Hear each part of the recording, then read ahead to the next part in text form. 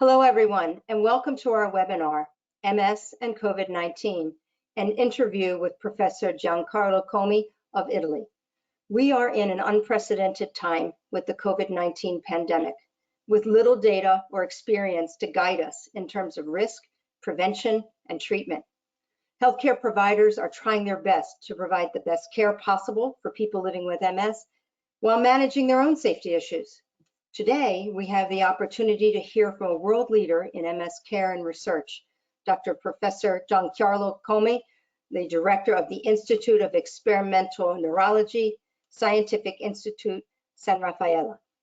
Good morning, Professor Comi, and thank you so much for taking the time to speak with us this morning. I can only imagine how busy you must be given this pandemic. The National MS Society has heard from many healthcare providers who are seeking information that may help them provide the best care for their patients with MS. And these healthcare professionals, as well as their patients, have questions about their own risks, what to do about their disease-modifying therapies, and what to do to prevent infection, and what to expect if they would happen to become infected with this novel virus.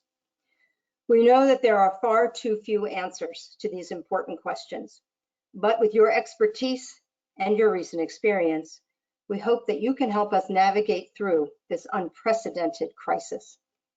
Welcome, Professor Comi.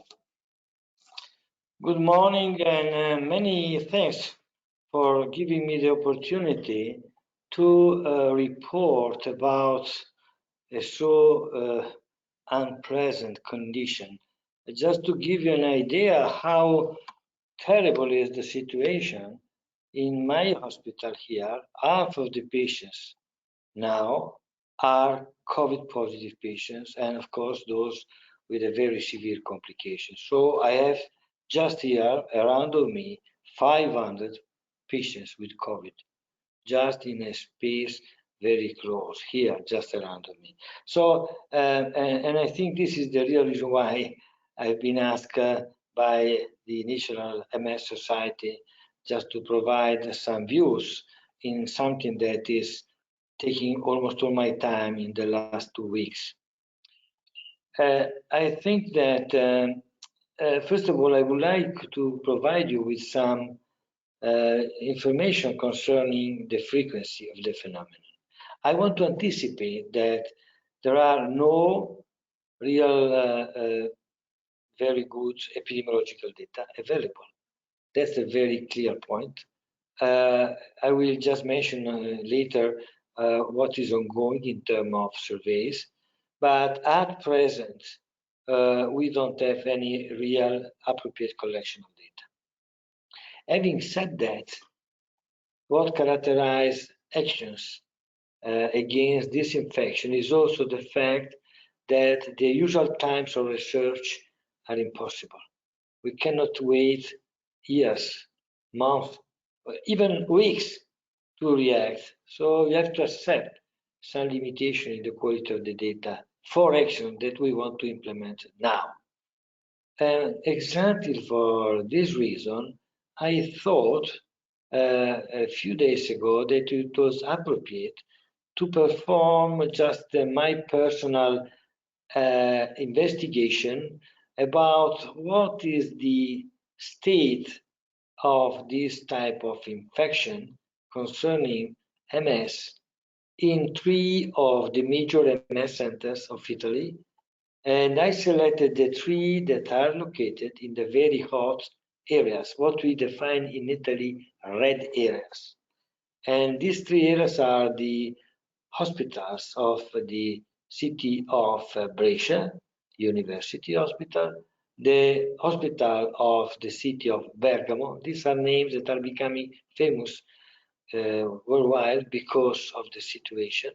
And the third one, my own hospital, that is located in Milan. What is common to these 3 hospitals? They have, all 3 follow about 1,500 patients, a bit more, the San Raffaele Hospital, but a certain proportion of patients followed by San Raffaele are from outside this area. So at the end, I think that we can consider that the 3 centers are following about 5,000 patients, And our survey, which is informal, is dealing with people in the age range of essentially 18 to 55. So what I will report then has this limitation. But at present, we do not have evidences that the infection is affecting in terms of risk of infection in many different ways based on the age. Is the evolution that is quite different. Lucky enough, young people are asymptomatic mostly. Adult people, they tend to be pouch symptomatic. And unfortunately, uh, old people, they tend to have a very negative evolution. But in terms of risk of infection, the risk is this. So our exit poll, I can tell you, is based then in 5,000 patients investigated, and the number of patients have been reported, again, not in an informal objective survey, but because of the contacts between the center and the patients, is that we have 150 patients out of these 5,000 with the disease. That means that the frequency of the disease is a cumulative frequency in the last 3 weeks is 3.3%.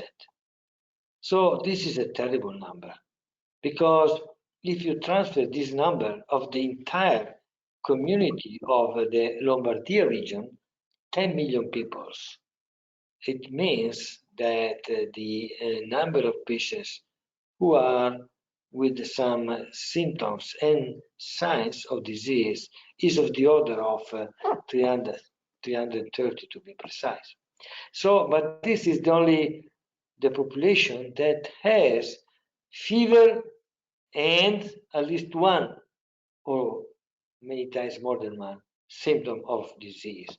And that means that if we add at least 330,000, a bit, at least a similar number of asymptomatic patients, then we come up with a number that is a terrifying number, because it means that we have more than 500,000 people affected in my region, and in Italy it will be even more than 1 million. Now we understand why it is so difficult to contrast the disease. Because if I go around here, I exit my hospital, what I do every day, and I meet 20 people, I'm sure that at least one of my contacts will be a person with the virus in the body. And most of them will be in an infective condition. So that means that you have really to pay an extreme attention. The reason why I give you this data is because, you know, you must really be extremely careful, because it's not just an improbable contact, it's a highly probable contact. If you go in the supermarket, you will find 2, 3, 4 people who have the problem. Be careful. Be really careful. So Professor Comi, do you believe that people who have a diagnosis of MS are either more or less susceptible, or does it not matter in terms of susceptibility to the virus? Well, first of all, let me say that, as I said, this is the population that is symptomatic. Let me just have, first of all, a bit of reassuring second sentence. The vast majority of the patient, when they say the vast majority, means more than 90% were just treated at home without any major problem. Very few, let's say 7, 8, have been hospitalized, and only 4 of them received an intensive care assistance in the ICU and were intubated.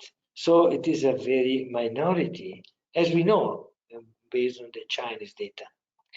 But the bad of the story, again, I said, is that these people, and those also asymptomatic, they may, in fact, some of them, we realize, are really confined at home, but without protections for their family members, not really aware of the risk they have to disseminate.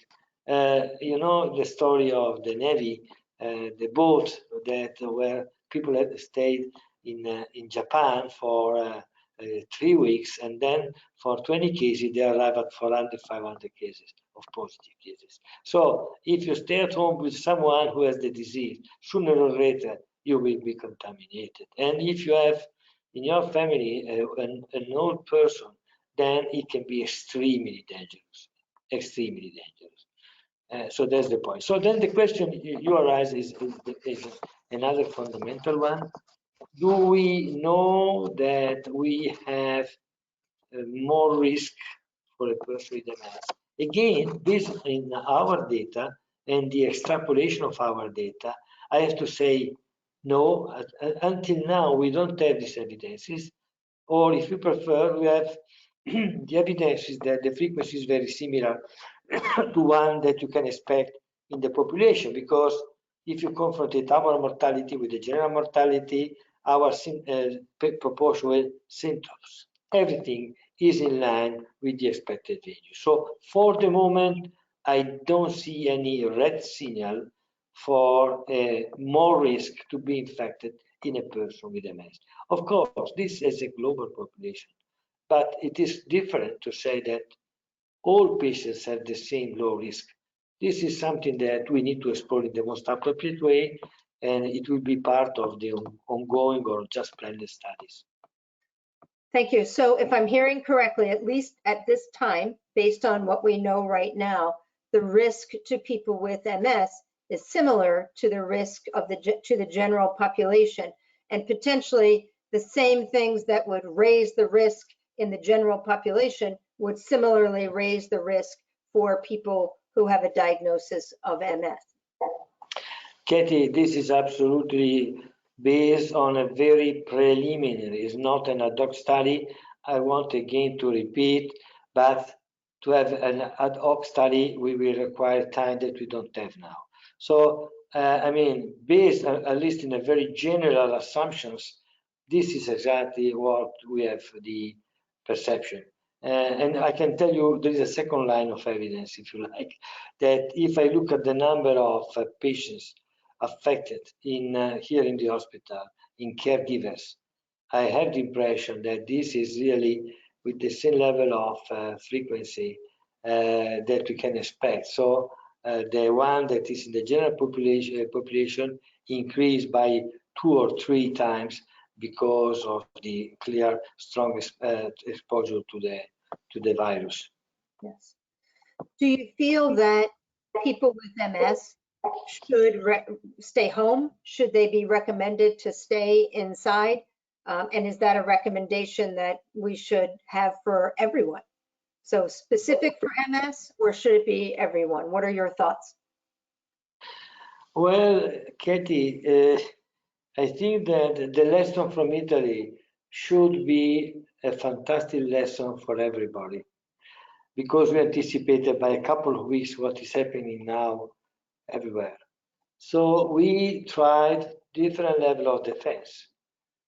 First with some minor restrictions, then we increased a bit the level of restriction, but only when we applied a very strong level of restriction, we started to see it is just a matter of the last 3 days, any more exponential increase of the cases, and also, which is much more solid for me, anymore the same level of increase in death. So to me, then the fundamental message is everybody has to be really confined. Of course, as always in life, there are exceptions. And the exceptions are when you have some other major risk, so that you have to accept the risk of the infection. The classical example, for example, for a patient with MS is that if the patient had an attack and of certain severity, then it could be necessary. Or if there are some unexpected adverse effects of the treatment of severe level, then the person has to accept some risk. But one of the location that has to be really not considered, if not in very exceptional cases, is the hospital site. Don't go to the hospital. Don't go to the hospital, except when the problem and the risk that you have is so high that is exceeding the risk of infection, because in the hospital is the worst place where you can spend your time. That's the key message. And then the other message that you asked me, and I want to not to evade the question uh, is there any reason why the patient with MS have also multiplied this recommendation? And the answer is yes. Because there are a subgroup of patients particularly where this type of protection is even more intense.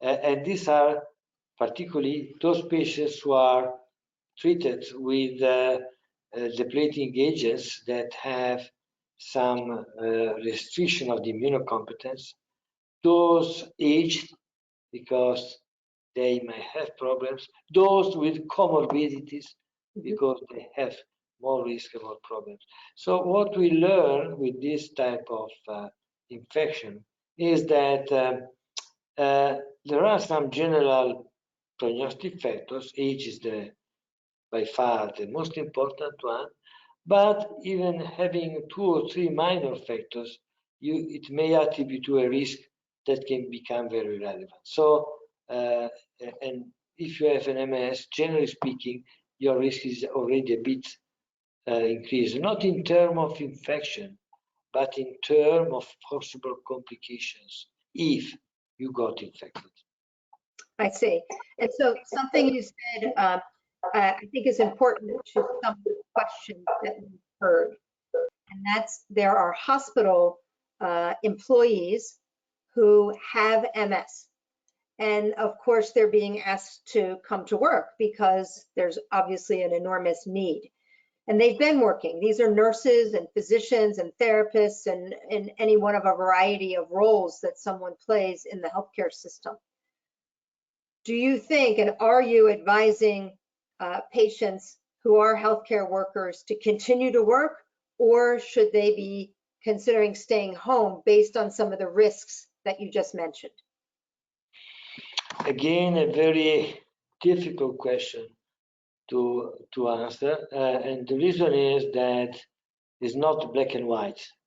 So, of course, first of all, there is the sense of responsibility. We are part of a social body. Each of us has to play the role. I'm here in the hospital since the beginning of March because I thought that my social role imposed me to be here, even if I am in the category of high risky people for the age.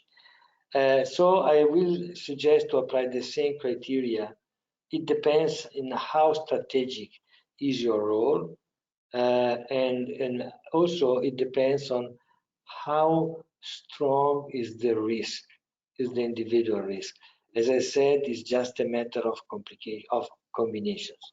Having said that, my recommendation is if your working activity is not an essential one, at least for the next couple of weeks, stay home in any case.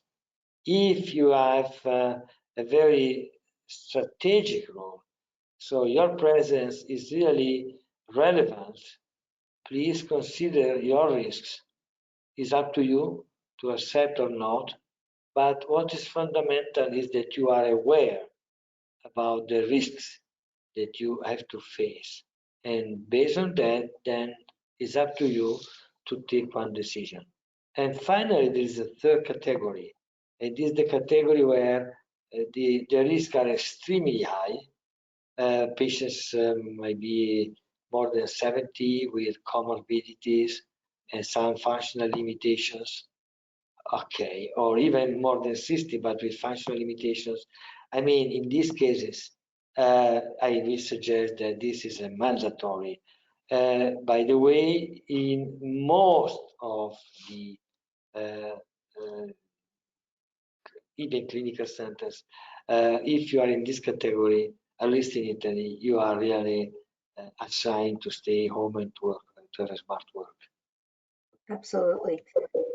Thank you for that. So I know that you did a very informal survey of the MS centers that see most of the patients.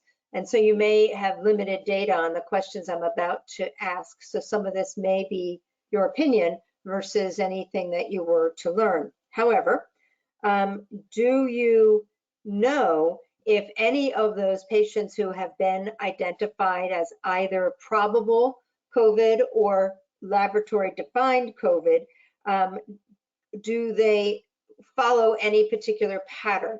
Are they on any particular DMT or on a DMT at all?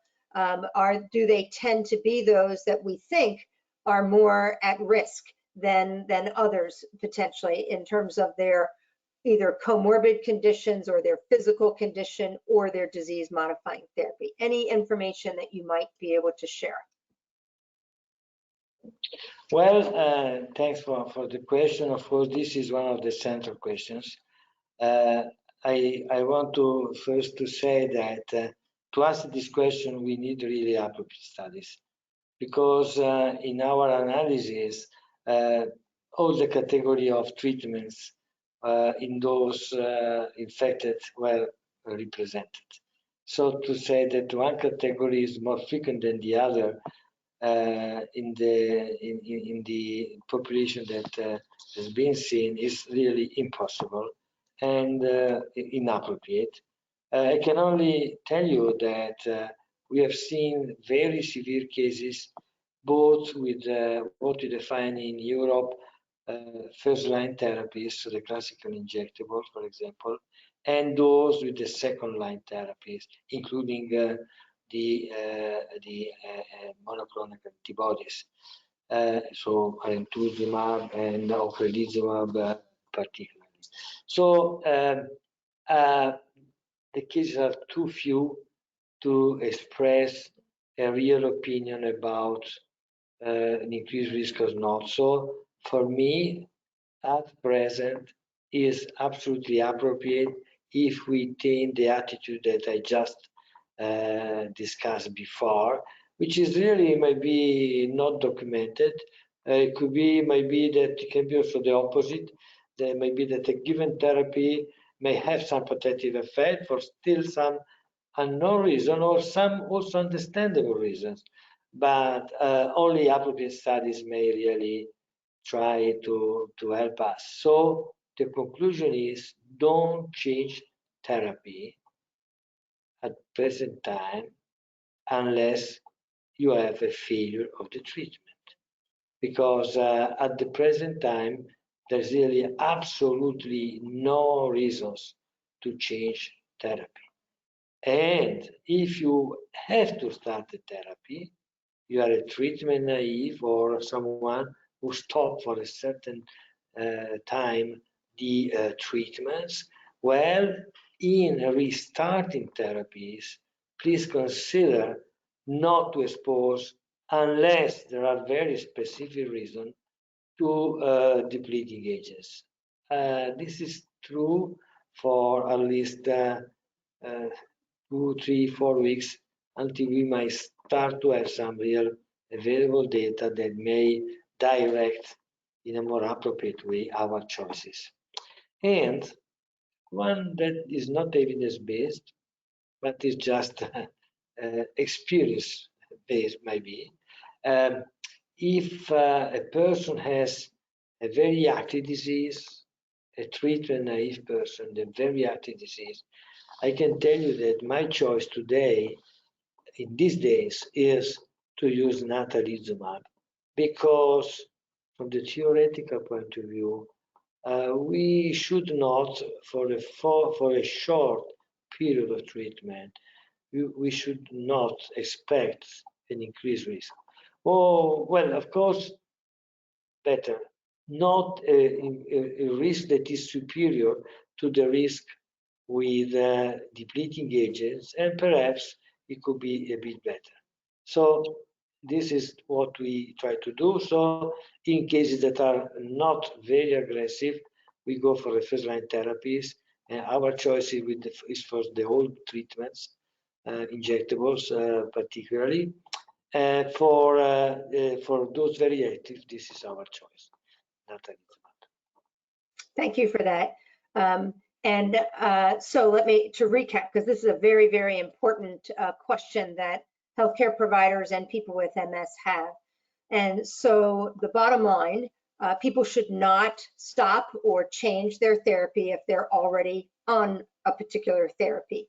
But if they are newly diagnosed, for instance, starting on a therapy, then the cell depleting therapies may not be the first choice. Perhaps go with the injectable therapies, particularly in those people who don't have a particularly aggressive case or different aggressive course.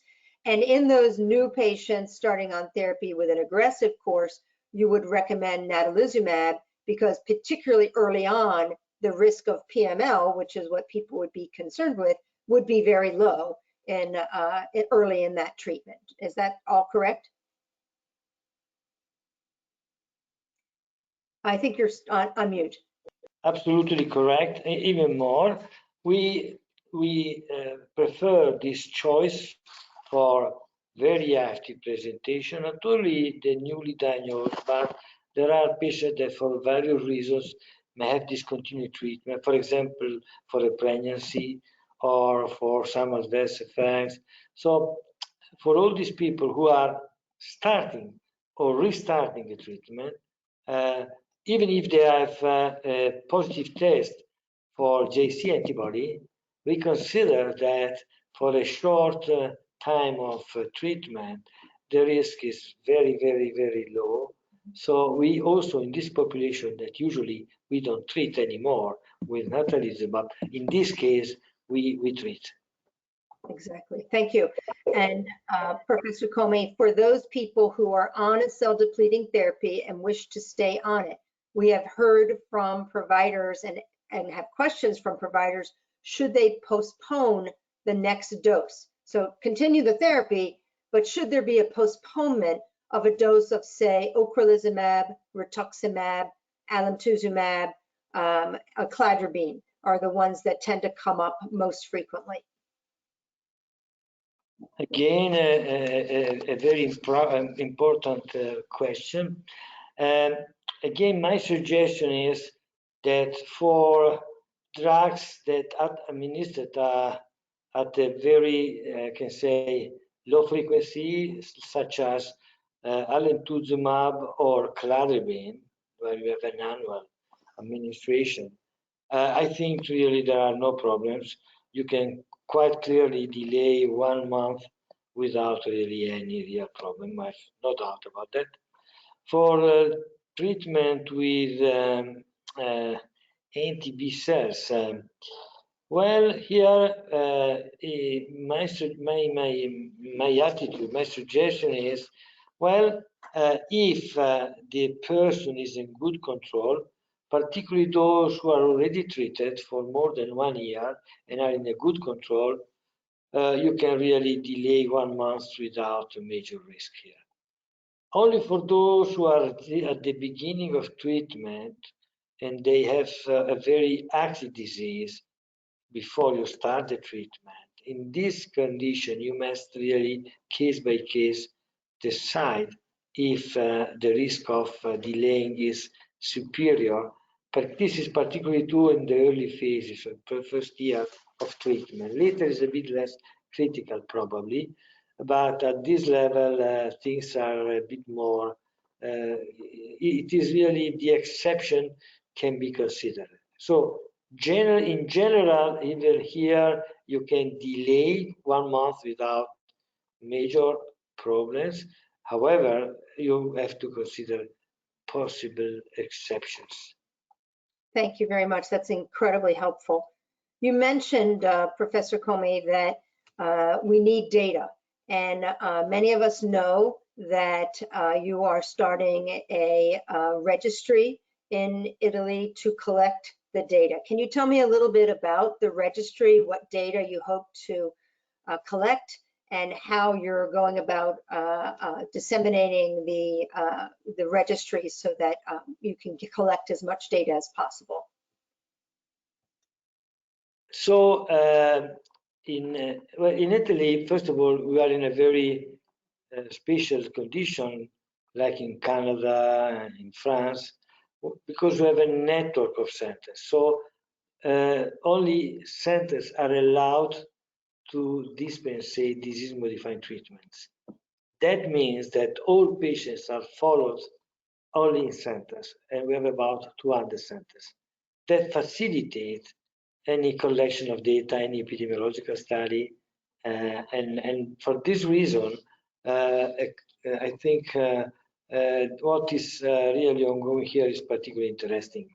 Marco Salvetti, Maria Pia Sormani, and Dr. Rossi from Brescia, and Francesco Patti, who is the coordinator of these networks, they really propose, and the proposal has been accepted, is already operative, to have an extended and deep investigation of the characteristic of the patients who have probable or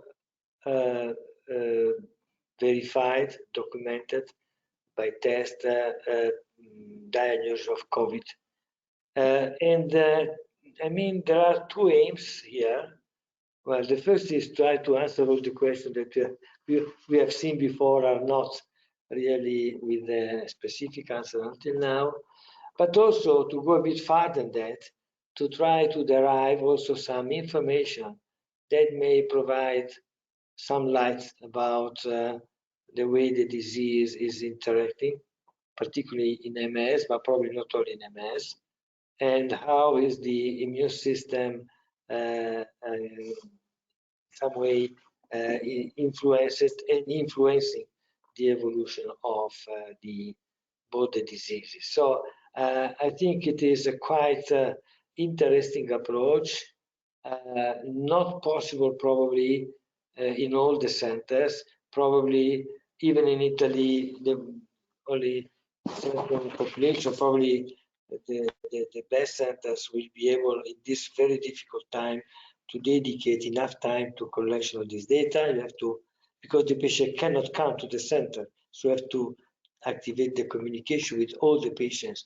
They require a lot of personnel, and that's really a problem. And as you know, the number of personnel at present in all the MS centers is dramatically reduced by COVID itself and by the fact that patients are nurses and physicians have been moved to other areas of the hospital in order to face the COVID infection. So things are really dramatic. But there is a core set of data that we need to collect immediately. And I think here that the MSIF was really very appropriate and illuminated in organizing another type of data collection that is now just almost started. We had last night a meeting of the group of experts that are involved in this section. And here things are a bit different. So here the idea is to have a core set data, and both physicians and patients may contribute to fill in appropriate questionnaires in order to collect the data. And there is also a core questionnaire that is very rapid, very easy, very few data. That is the one that we will collect immediately. So I'm very, very pleased to say that in the MS area, thanks to the strong collaboration existing at all the levels among different centers across Atlantic and Pacific Oceans, and also thanks to the existence of patients associations, very well organized, that we can do something that probably is not so easy in other type of disorders. So I think is a bit a privilege, but at the same time is also a duty. So if you have a privilege in life, you have to consider that you have more responsibilities. So I think it's really appropriate that we contribute to a better knowledge for a problem that is everywhere and for everybody. Thank you for that, Professor Comi. And I know that the world will definitely be awaiting learnings from that registry that you're instituting. Thank you, and to all those who have been involved with putting that together.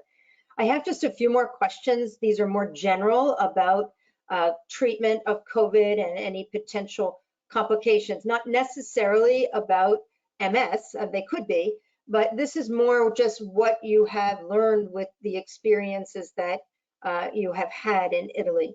And the first question is, have there been any neurological complications seen in the general population who have had COVID-19 infection?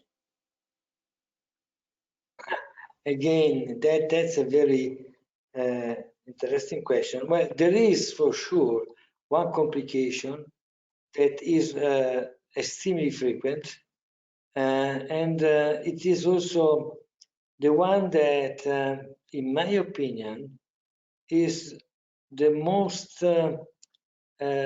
speaking symptom for COVID infection. That is anosmia and ageusia. So the loss of smell and the decreased loss of taste are never seen in other type of influenza. So if you have fever and you have this one of these two or both these two problems, you have COVID infection. There's no reasons to perform the test. You have the infection. So to me, this is absolutely fundamental because the other symptoms are typically those of the respiratory waves that are common to so many other conditions that it is always difficult to estimate if this is really a COVID infection or any other type of viral infection or bacterial infection. But this is something very special. Second, which is very difficult, but there have been a couple of observations that it could be that, first of all, why we have these two conditions? Well, one possibility is, of course, one possibility is that there is some dysfunction at the level of the receptors. This is one possibility because this is where we have the localization of the virus. These are the entry doors for the virus. But also, it could be that you have some retrograde travel of the virus from the entry zone to the brainstem. And why this is a possibility? Well, because another phenomenon has been observed, not enough well analyzed in order to claim that this is really true, but what the anesthesiologists are telling me is that what is also a bit unique of patients with pneumonia, severe organ failures that require intubation, and then they are in the extreme of the condition. This person, when they are improving, and then you can extubate the person, usually the period required from the time the patient is enough improved to consider the extubation and the time you can really extubate the person is longer than what is seen in all the other conditions. So, and this is in line with a couple of other observations that the viruses may affect the tensor receptors that are present at the level of pulmonary areas. These are the receptors that help the respiratory center at the bulbar level to regulate the inspiration action and the expiration, the rhythmic activity. So there is the possibility that because of the infection, also the activity of the bulbar respiratory center is not appropriate. So that one of the reasons of the severe respiratory distress is not only the, of course, loss of oxygenation or dramatic decrease of the oxygenation because of the local presence of the virus that block the receptors at the pulmonary level, but also because of the decreased efficiency of the respiratory activity. A patient I talked with after he was discharged after 3 weeks in ICU told me that at the beginning, when he was at home, he was terrified to fall asleep because when he was falling asleep, he stopped to breathe. So he stayed for 2 days without sleeping because he said, if I fall asleep, I die. And that surprised me. I said, oh my God, there's nothing to do with the dyspnea that is due just to pulmonary inefficiency. This is something that maybe, and then I found that there are a couple of observations that are in line with this possibility. So something that has to be explored, but that's a problem. Finally, of course, all those patients who are entering ICU, they are treated in a very aggressive way. They are particularly dehydrated, and for this reason, one of the risks is to have cerebrovascular complication, and of course, they are on top of the hypoxic brain complication that is one of the problems of this type of disease. So some of these maybe survive, but they survive with then some residual neurological complications. Thank you for that. My goodness, what a interesting yet frightening finding or observation with almost a central neurogenic apnea, sleep apnea situation. I wonder if any of those patients who are still at home, if this becomes a consistent observation, if they would benefit from any external assistive device like CPAP, if they were still at home and not having the pneumonia complications as yet. That's an interesting finding for sure. In speaking of some of those pulmonary complications, has it become routine to your knowledge to utilize steroids or some other type of anti-inflammatory agent for those patients who are experiencing more inflammatory lung response, such as ARDS?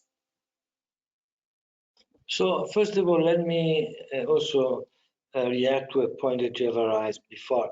So sure. I think that one very, unfortunately, I have to say common cause of death is sudden death at home. So people, they deteriorate so quickly that they die in a few hours. And again, this could be also due to my potential contribution of sleep apnea syndrome or something similar.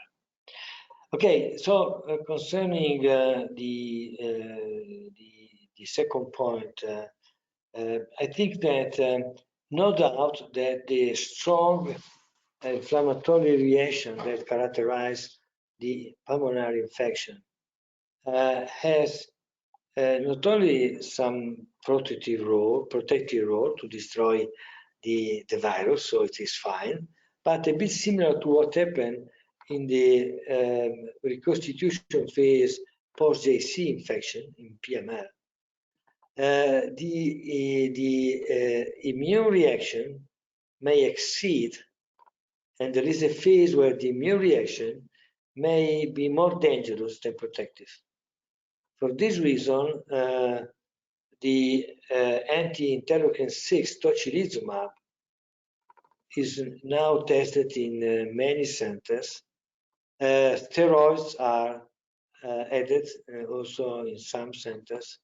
There is not a fully, let's say, first or second level evidence for that, but talking with some Chinese colleagues, they also did in the same way. So it's a bit tentative to face this type of condition.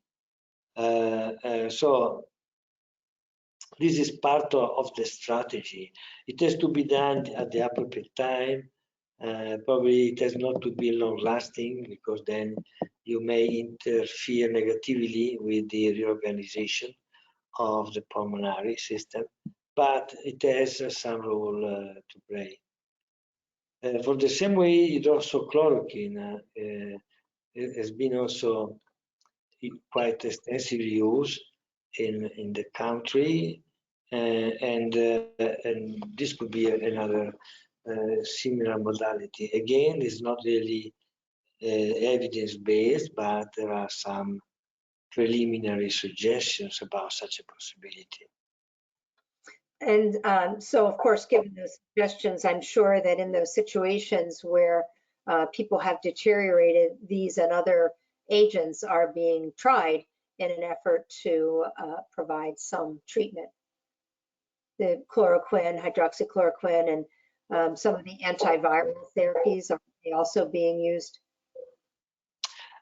Of course, among the tentatives, one of the key tentatives is to use antiviral therapies that have been used in other conditions, particularly HIV infection and previous SARS infections. Again, based on informal communication from our infectivologists and intensivists, it is very difficult to express any real opinion about this. That's very difficult because, you know, this is a condition where the patient deteriorates very quickly, and then even if you do nothing, some die, some other recover, usually after at least a couple of weeks. So without an appropriate study, whatever you do is extremely hard to say this is good or this is not good. To me, but I'm not an expert of this, I'm a bit with some experience in the anti-inflammatory treatments. To me, of course, the anti-inflammatory therapies, but then has to be adequate. So, and I agree that from this point of view, tocilizumab and similar type of treatments, they might really have a role to play. But I also think that we should be absolutely aware that at present there is no one treatment that may really be claimed to change the disease course. Thank you for that. And while there's obviously frightening information, there are glimmers of hope in thinking that some of these treatments, like the IL-6 receptor inhibitor drugs, might be useful, or others like that. Provides us with some hope that even these patients who are severely impacted and affected by COVID might have recovery with some of these treatments. Time will tell, and hopefully some of the registry data that you collect will help to inform us, at least for people with MS, what types of interventions may have been useful for them. So that's the conclusion of my questions that I have. But Professor Comi, I'd just like to give you the opportunity, if you would like to have some parting comments to our audience of healthcare professionals about MS and COVID-19, please. I have two final comments. One is for colleagues, for nurses, for all the personnel that is paying so incredible cost. 10% of the patients who died are patients, healthcare providers, physicians and nurses, 10%, pharmacists, 10%. So an incredible number. In many small villages, the general practitioner was the first really to pay such a cost. So in our hospital, in my unit of neurology, we had probably 10 neurologists positive with minor, lucky enough, with only minor type of symptoms and signs, 10. So no doubt that we are all at incredible risk for this condition. So I have to say to colleagues, friends, and to all the people involved, be extremely careful, because this is an incredible risky condition for us. Probably we never had in our life this level of risk, never. But from the other side, I was really admired by the availability of the vast majority of our colleagues to stay at the hospital and to fight also outside any regular time of work. Again, this is what we expect from a good society organization. And the second message is for those who are responsible of the organization, so the health providers. There was an incredible slow reaction to this problem, and I think this is really unacceptable. Things has to be dramatically improved from this point of view, and one of the key points is that as it happened for the multiple sclerosis treatment, where we have demonstrated that early treatment is the key of success. Even here, the early discovery of the condition and the appropriate intervention based on what is the state of the person is the real key. If I have to really to recommend something is people followed at home has to be strictly monitored when they are symptomatic, because things may change very quickly, and then you can lose a lot of time. So then is something that we have to face at our best possibilities, both from the health providers and from the persons with MS, and also with all the family, because again, this is something that affects everybody without any exception. Thank you very, very much, Professor Comi. You have been very, very generous with your time this morning and providing us with enormous insight and information that I know our healthcare providers here will be very grateful for. We'll be very quick to put this webinar together and get it out to our healthcare providers, and look forward to potentially additional conversations as we learn more and as your registry starts to produce more information that all of us will benefit from, I'm sure. And hopefully at some point we are on the other side of this terrible crisis and we're looking back on what we've learned. So heavens forbid, but if we would have another similar crisis, that we would hopefully be better prepared, both for the general population, but also for our patients who are living with MS and who are so terribly frightened and anxious about this situation. So again, thank you. And I think it's more than time. We need to let you get back to the hard work that you're doing on behalf of people living with MS. Thank you again. Thank you so much, and really hoping that next time we are in contact is just to say, oh, how good it is that you are out from this terrible story. Completely agree. Please stay safe, and we will talk again. Thanks.